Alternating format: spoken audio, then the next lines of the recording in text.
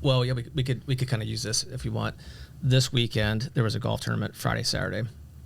It involves 6 clubs that all have the same course designer. 5 happen to be in the state of Michigan, 1 here locally. Awesome. And so each year, different club hosts, and we all go there and play.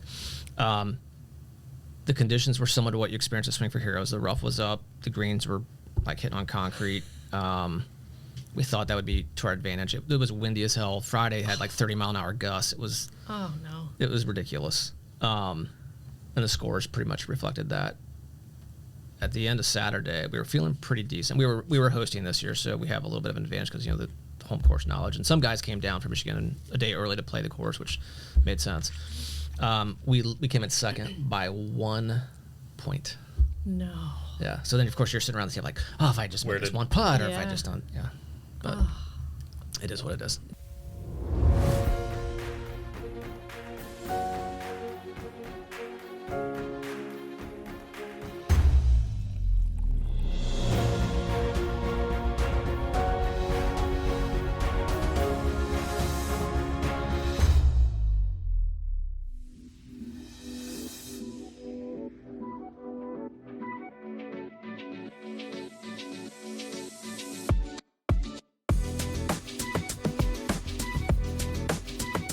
Hey everybody, welcome back to another episode of the Industrious Podcast. We appreciate you guys joining us today from wherever you get your podcasts, or if you happen to be watching on the Accessa YouTube channel, thank you for doing so. And if you haven't, hit that little subscribe button and the little notification bell so you can be alerted to when new episodes like this one drop. We would greatly appreciate you. Today, we are honored to have Miss Lindsey Boyle with us, coming down from Michigan. Welcome to the Industrious Podcast. Thanks for having me. You had an interesting drive down, I hear. I did. I don't know what's going on. It's mid-October. It's full blast winter. I mean, I don't know if the world has shifted in some way because I feel when you go south, it should be getting warmer and nicer, and the weather got worse and worse and snowy. It's unique for us being where we are, not as unique for you guys in South Canada, right? South Canada. It's all lake effect. It's all lake effect. Lake effect in Indiana? What is this? There's lakes. It's a big lake. This whole year, every time I've come down here, it's been freezing cold. It's part of our lake, too. I don't know what's going on. I did see a couple Twitter posts, I think it was late last night, from some folks in the Lake Wawasee area. So, what's that, north central Indiana? Northeastern-ish? And they had full-blown snow on the ground, like a couple inches. Yeah. Which was crazy. I drove through it. Yeah. Well, more power to you for doing that. Thank you for braving the conditions. Happy to do it. Happy to be here. Well, Lindsey, why don't you introduce yourself to our audience? I'm Lindsey Boyle. I work at Belco Industries. I'm a sales and marketing specialist there. I've worked at Belco for 3 years. I handle everything from equipment sales to new business development, all of our online social media. But Belco itself is a OEM, or an original equipment manufacturer, and there's 2 divisions to our company. We make custom equipment for the aluminum extrusion handling industry and industrial coatings.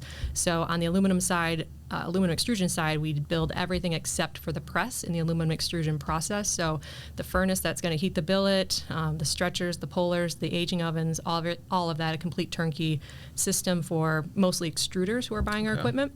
And then the other side, on the finishing, we do turnkey systems, everything from the pretreatment washer, dry off oven, cure oven, environmental rooms, paint booths, spray washers, a whole list of things. And you can go to our website, belcoind.com, to learn more. There you go.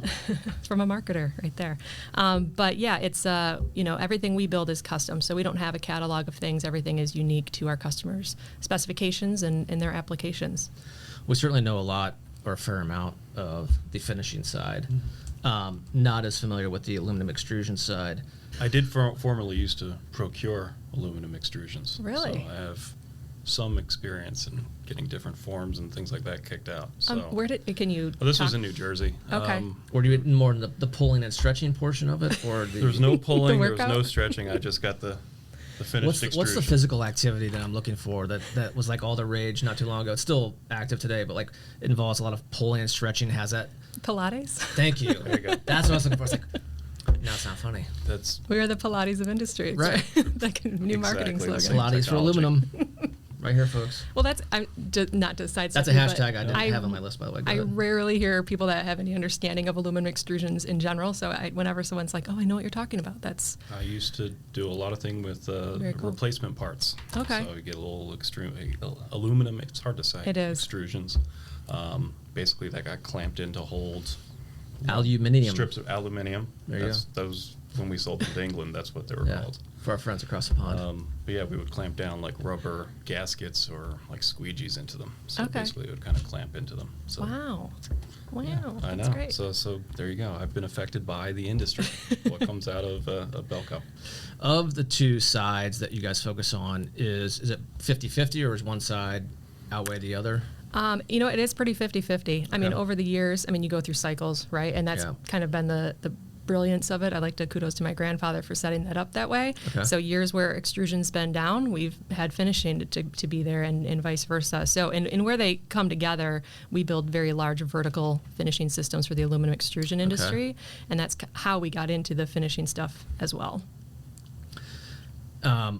What tends to, going with trends, what tends to be hotter right now, the extrusion side or the finishing side or all the above? It's so busy right now. It's crazy. As everyone knows, you come out of COVID and production's been up and we've got supply chain issues. So it's hard to say. We've sold a lot more extrusion equipment, but that's just the way it's been. Sometimes it's just the way that orders come in and, we only have capacity to do so many jobs. And so if we are full on the extrusion side and our manufacturing's full, we have to turn down, unfortunately, finishing stuff. Yeah. But we've got things in the queue, on both sides. You mentioned capacity. That seems to be a word that we're hearing a lot these days. We see the same. A lot of the capacity issues, and I'm not going to speak for you guys certainly, but that we've heard, is not so much about do we have the ability to put more jobs out, but we only have so many people right now, and therefore they can only do so much, and as such, we're not. Maybe the throughput isn't what it perhaps could be. Now, in hindsight, I think if you fast forward a couple of years, we'll look back and say maybe that was a good thing, because if we had gotten everything out the door and all of a sudden they were like, well, shit, now what do we do? Right. This has kind of helped stretch some of that out. I'm not an economist, that's for sure. But I think in hindsight, that will probably prove to be a good thing. We were at a facility in Pennsylvania 2 weeks ago, maybe 3 weeks ago, whatever it's been. And same issue. He has a lot of automated equipment, and it's all running. Excuse me. But he's only really at about, I don't remember the number, but like let's say 60% capacity, maybe 2/3. And he could do a lot more, but he only has so many people, and he can't find people that are hireable, if that's a word, to run the equipment to get up to 100% capacity. Yeah. But it is what it is, right? Yeah. I'm just wondering, because I kind of went through the Belco website and took a look at everything on there. And like you said, everything's custom made. So what's the cycle like for the projects that you have? There's not like a lot of little, like, hey, here you go. You can have this in 1 week. Yeah, there's like, not. what's your buying cycle like? Because also you've gone through this whole crazy time span of supply chain. So what's that look like? For a full system, typically it's 52 weeks. That's our cycle, is a year for the most part. It will be shorter. Sometimes in a big project, usually we'll have one big project going and we can do, batch ovens or a small washer or pretreatment on the side. That could be 32 weeks. It could be, but it's not going to be a 2-week deal. We don't have anything that we're building that fast. Unless you want to get laser cutting done, we can do that pretty quick. And that's just from somebody saying, hey, I want this now. Yeah. But that cycle of like, well, this is how I dream my line looking like. That's even going back. That could be years. Yeah, we have people. Yeah, that's the part of being in sales in our business can be challenging because you have really big, expensive equipment and projects, but that sales cycle could be 4 years. Yeah.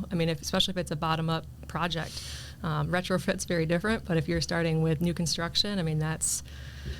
Yeah, things can definitely take time. And our Vermeer project that we did, which is highlighted on our website, we were already in the planning stages, had something ready to go, and then they got hit by a tornado and completely demolished the plant. So that was starting all back over and made it a much bigger project, which is great. Sure. Yeah. But that also takes a lot more time and the capacity, right? And things that other projects that we have going on, it kind of interrupts that. So how did you get into the industry in the first place? Well, Belco is a family-owned business. So my family owns Belco. My grandfather was one of the early founders of the company, or one of the original founders, I should say. And my father, so we have a typical succession. I'm third generation. My father's second generation. He's the oldest son.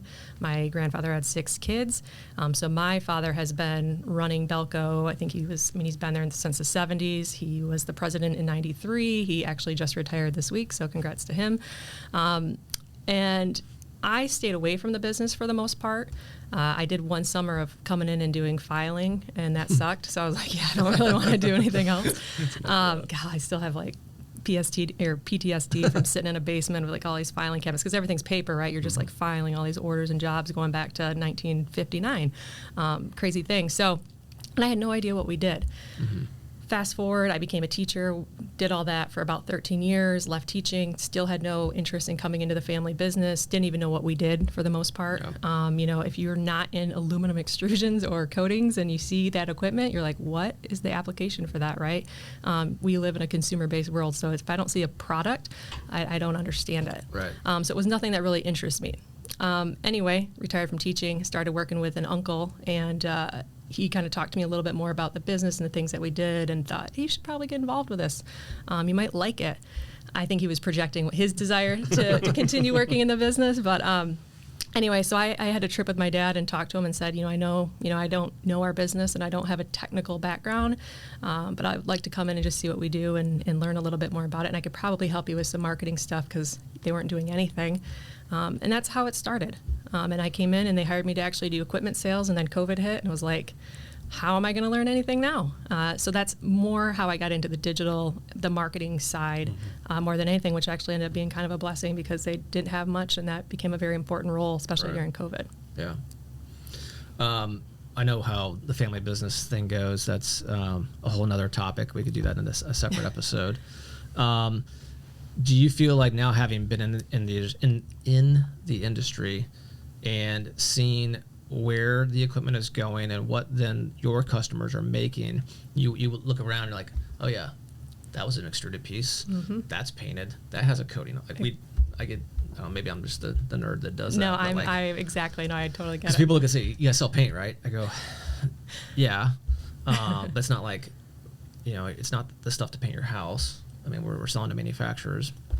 And I go, you'd be amazed at what things have some sort of whether it's paint or some sort of a coating on it, or it was pre-treated. It's the crazy. Second I walk into here, I'm here, or a Starbucks. Yeah, I'm looking at this right now going, the powder coating on this Check mic this out. stand, and, anything with a resin or a coating or anything on it. No, that's junk right there. Shit.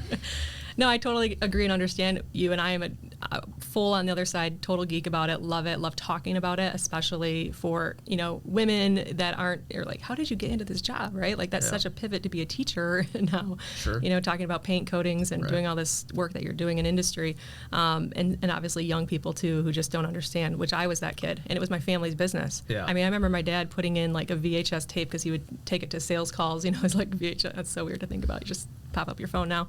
I know what VHS is. And he would Discrimination. he would preview these tapes because he would, have our aluminum extrusions going up this like a line, and it was the most foreign looking thing I've never seen anything like that, right? But now that I understand it and what the application is, I'm like, oh, that's so cool. Yeah, it's like how things are made kind of thing. Absolutely. Two-part. Oh, sorry, you had a question. I'm circling Go back. ahead. Yeah. Because I can't go any further. What grade or subject were you teaching? I was a high school history teacher. Okay. I had 9th freshmen through seniors. So I had the whole gamut of age and student and good kids and jerk kids. Young minds developing. So there Young wasn't minds. like hey, I was just thinking, as a teacher walking into a business, all right, if we don't get this project done, no kickball. So I'm just wondering, like, when teacher Lindsey comes out into the shop, what happens? Yeah, no recess. Pull that away. Nap time. None of that. We're not getting anything extra. It's more the coach comes out because I did coaching, so it's like more like when I'm pissed, like on the line, everybody's running, right? So I think that Lindsey comes out probably more. What sport? Got to get things done. So, but yeah, teaching was great. I loved it. Okay. So what sport did you coach? I coached boys basketball. I was a boys JV assistant, which was unusual. They didn't have a woman at the time do anything like that. Right. And then was freshman girls basketball head coach for a few years. And then the seasons in Michigan switched. I ended up coaching golf. So I was a JV girls golf coach a year, and then I was the head varsity coach for about 6 years. Okay. Very cool. My youngest daughter just had basketball tryouts last night, as a matter of fact. Yeah, we are in that season now, right? I know. Time goes fast. It is. How old's your daughter? My youngest is a freshman in high school. Okay. And I have twins that are freshmen in college. Oh, nice. Yeah, all girls. Hey, yeah, that's good. So I'm outnumbered. That's another podcast episode. That's cool. Two-part question for you. So the family business thing, if you were to come across the young Lindsey today who is in a similar situation where, let's say she just graduated college and she has the opportunity to go into a family business or do something else, and she's seeking some advice, some guidance, what might you tell her today? Oh, that's a tough one. Mm-hmm. That is a tough question. I mean, I think it's so important to go out and do other things. Yep. I think, the family business is hopefully there. What I would hopefully tell her and catch her young enough is be involved in it as much as possible when you're younger. And then when you go to college and you leave, and I think you need to go out and you got to meet new people. And I think you bring all of that, diversity of thought or experience to your business. And I think that's important to have that. I think there are a lot of family businesses out there. No one ever leaves. They're afraid. And that's even within my own family. Yeah. And I think it's, better to have gone out and worked with other people and seen the way the world works in other ways. I would tend to agree. That's typically what I also provide anybody who asks me that. And I think it's twofold. One, when you're in your early 20s, and maybe I'm speaking for myself, folks, that's it, you're going to make a lot of mistakes. Mm-hmm. It happens. And you still don't really know what the hell you want to do. And that changes. Yeah. Weekly, monthly, every other year. So go out and cut your teeth on someone else's dime and someone else's time to truly figure out what it is you want to do, regardless of it's family business or not, but what direction do I want to go in? And then potentially come back with that knowledge and with kind of that singular mindset of, okay, I now have kind of things figured out. I know what I want to do, and here's what I want to do it in. And so, agree. For what it's worth. Agree. I do have days when I'm like, I wish I would have gotten in earlier because I didn't understand it. I probably would have been involved, but I still think it's important to go out and do something else, regardless. Yeah. Hindsight's like 2020. It is 2020. Yeah. But I think my path's been good. Yeah.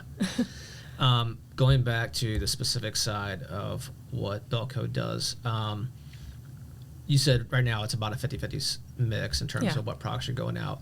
What items are hottest today? And we may have kind of touched on that. And then where do you see things going 5-10 years down the road? What's technology is infiltrating old school enterprises left and right. Mm-hmm. We're seeing it in our industry for sure. I'm sure you guys are seeing it as well.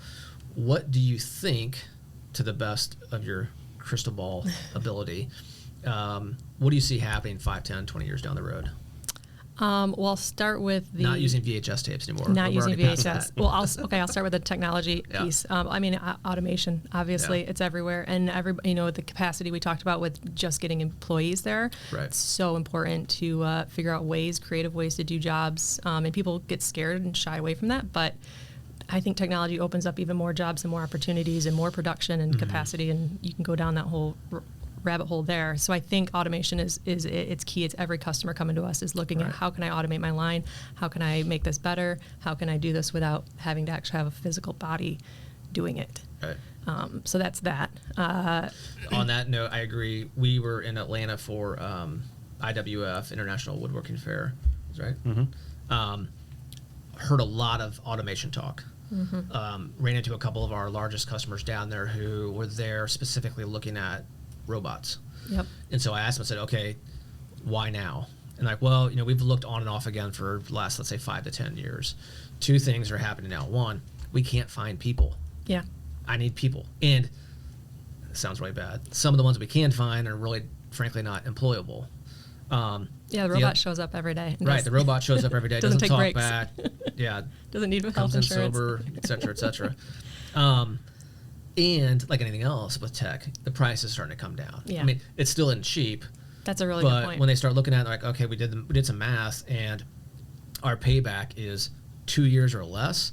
then it's kind of a no-brainer. If it was still 5 to 10 years, yeah, maybe it's not there yet. And the technology is getting better. I mean, that robot is smarter today than it was 5 or 10 years ago.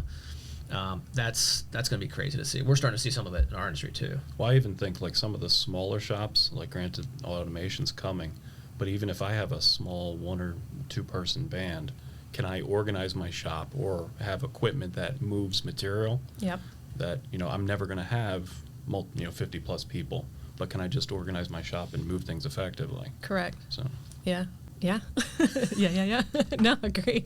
It's great. I mean, it's going to be fun to see that. And like you said, the price is coming down. You're having more competition in that space as well. I mean, I was at IMTS, and it's incredible how many more companies there are who are building automated products and processes and robots. And, it just goes on and on. So what, if you had to forecast the next 5, 10, 20 years in your industry, what's that look like? I don't know. I mean, on the finishing side, or are you talking about at Belco, or? Yeah, Belco in general, or like just that industry perhaps. I mean, I think you're going to see more robotic use for handling equipment, whether it's the moving it piece, right? Like you mentioned, instead of having 50 people that have to, grind and move and pick up and place, you can have robots doing that. From the spray application side, I mean, using more robots to do that. I mean, the technology now, it's pretty cool what you can do on the powder coating side, especially that you can pretty inexpensively, relatively speaking, have a robot that you can program to do paint just like your painter, have your one expert on hand that can make it do whatever you need to do and get that coated properly. And then even beyond that, you look at software, right? Like, what's the information that I can get now as what's coming off my line and being more efficient in my production. Lean manufacturing just continues to get better because of the new software updates, not just robots, but how we can make our process more efficient. We have seen it, as Kevin noted, kind of filter down to big corporations. You can see a lot of the investments go in there. They have the money to do so. But we're starting to see smaller shops, maybe not a 2-person shop, but 10 to 50 person shop, looking for ways of automating, if it's just material handling. Yes. As something as kind of basic as that, if it helps the efficiency and the process flow of their facility, we're starting to see that happen. I've seen a couple of those. I don't know what they call them, but in particular at cabinet manufacturing facilities, these are machines that are picking up large pieces of wood and transporting it and moving it down the line and stuff like that. In addition to just the finishing lines themselves. Yeah. Do you see, I mean, it's been hard in this time to kind of, divide out what is this, whether it's the demand or, the increase in the economy. How much have you seen, or how much do you hear about people talking about like reshoring? Like, this was something we were bringing in from overseas. Now we're going to do this, in the States. A lot. Yeah. Just the fact that the way the world's going, everything seems a little bit uncertain. I think it's even beyond supply chain now, and I think it's more of a, we want to make everything here. We want to make sure, just from a timely aspect, that we are going to have the things that we need, and we don't have more customers waiting. And we can see that just on the people coming to us to get equipment, right? I mean, that's our quoting is up, our everything is up, and a lot of those companies are doing exactly that. They're building manufacturing facilities here in the United States, whereas they've had facilities all over Asia and Europe, and now it's more important than ever. And we play to that, obviously. And on the extrusion side, we just partnered with a Canadian company, Macrodyne, who builds the presses. So we build everything on the extrusion side except the press. And we are now, I believe, the only company that offers a completely North American turnkey solution for an extruder, because all the presses are built overseas. Right. And so someone can come to us and go, well, your press is only coming from Canada, so you're not going to have delays and issues or beyond, whatever those. Which is just down the street from you guys. Which is just down the street from us, exactly. I mean, it's Yeah. literally our neighbor. So, yeah, it works out great. It's perfect. Yep. Well, cool. What other nuggets of wisdom can you drop on us that we may have missed? Man, I don't know. I don't have a lot of nuggets of wisdom. I mean, I think about golf. And so we share in terms of job responsibilities, the marketing of what I'll call non-sexy industry. Sorry, Right. guys, but it's true. What challenges from a marketing standpoint have you found, and what opportunities do you think exist, not just for the position and for the company today, but for the industry in general? I mean, digital. Right.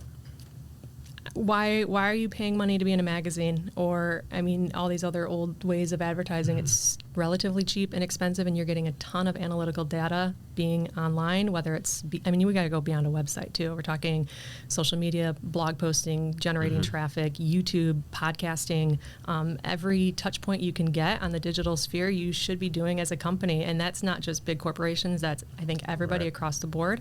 I think that's the challenge is for most companies is just figuring out the right people to make that happen within your company, because we are in a sector and an industry that is aging, right? And you still have a lot of companies' resistance to make that change. Even when I came in, it was my dad, but he's an old school guy, and he did not want to buy into any social media or do any of that and didn't see the ROI on it, right? Now that we've done it, and it's beyond, by the way, selling products. It's here are the people that work for me. It's recruitment, right? It's advertising that this is a great place to be. We have a great culture and we support our employees, and then those employees that work for us also feel respected because we're highlighting them on social media and we're showing them out being industry experts and leaders. It just goes, I could talk about that forever, because that's what I do. But the more you can get into that, the better. And I think the trend is even beyond just posting and reposting static things. You need to be active. So it's not just commenting, it's the video, it's the face-to-face, it's the live, it's being present. So the more you can do that or find somebody to do that for your company, I think the better off you're going to be. Yeah, agreed. I share in the same boat in terms of perhaps having someone who wasn't as fired up about some of that stuff and wasn't sure what the ROI might be. He's retired now, so we're doing it. Well, that was a good nugget of wisdom there for sure. Lindsey, thank you for joining us on this episode of the Industrious Podcast. We appreciate it. My pleasure. Thanks for having me. You guys, thanks for joining us as well from wherever you get your podcasts, or if you're watching us on the Accessa YouTube channel, thank you for viewing today. Again, if you haven't already done so, shame on you for not hitting that subscription button and click on the little notification bell so you can learn about new episodes dropping. Thanks again for your time today, and we'll see you next time. And don't forget, be industrious.